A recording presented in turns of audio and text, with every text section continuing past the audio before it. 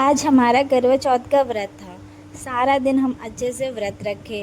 व्रत रखने के बाद शाम को हमारे साइड माता रानी के लिए वो चौखट में रंगोली बनाई जाती है। जो वो रंगोली जो है हमारे यहाँ चावल और हल्दी की बनाई जाती है, क्योंकि हल्दी शुभ माना जाता है।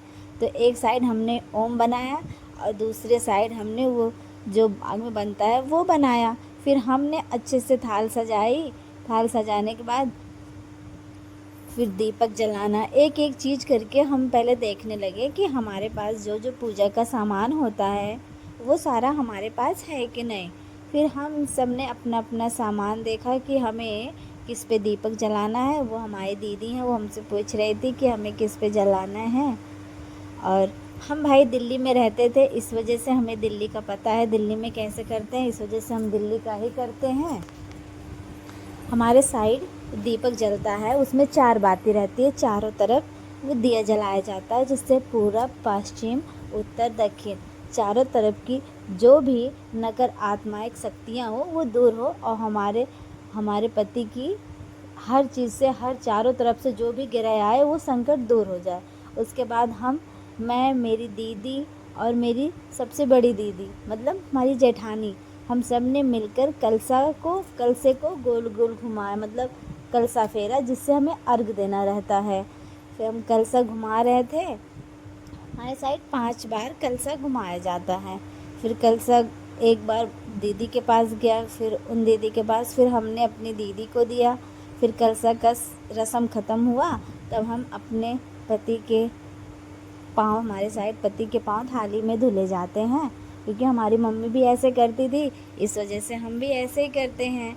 तो हमने उनके पानी दिया, पानी को उनके पाँव जो है थाली में रखा, उनके ऊपर गंगा जल मतलब पानी जल को उनके पैर में अच्छे से धुला। धुलने के बाद हमारी जो जेठानी थी उन्होंने भी अपने पति के थाली में पैर रख के पाँव धुले, उनसे आशीर्वाद लिया कि हमारा सुहाग हमेशा सही सलामत रहे, उनके ऊपर कोई दुख संकट ना आए। फिर हमारे साइड कलावा बांधा जाता है।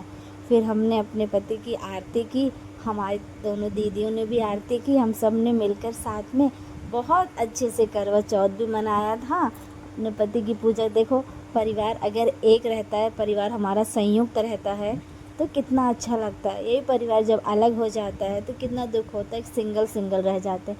अब देखो हमारी जॉइंट फैमिली है, हम तीनों जेठानी, देवरानी जेठानी मिलके पूजा कर रहे हैं, कितना अच्छा लग रहा है। फिर हमने चंदा मामा को अर्घ दिया। अर्घ हमारे साइड गोल गोल घूम के अर्घ दिया जाता है, 5 बार गोल गोल घूमा जाता है। हम तीनों देवरानी जेठानी मिल के अर्घ दे रहे थे, गोल गोल घूम घूम के 5 बार घूमे थे। फिर अर्घ दे ही रहे थे। फिर चंदा मामा से वो जो किताब में लिखा रहता है अर्घ देते समय कि बोला जाता है, फिर हम वो अपने मन में मतलब पढ़ रहे थे धीरे धीरे, क्योंकि अब व्रत है तो व्रत को सच्चे दिल से, सच्ची निष्ठा से करना चाहिए कि हमारे पति पे कोई संकट, कोई दुख तकलीफ़ ना आए। फिर वो जो सीख होता है उसको चारों तरफ अपने पति के सर के घुमा के, मतलब उनको उबार के, कि उनके ऊपर का जो भी संकट दूर हो वो हट जाए।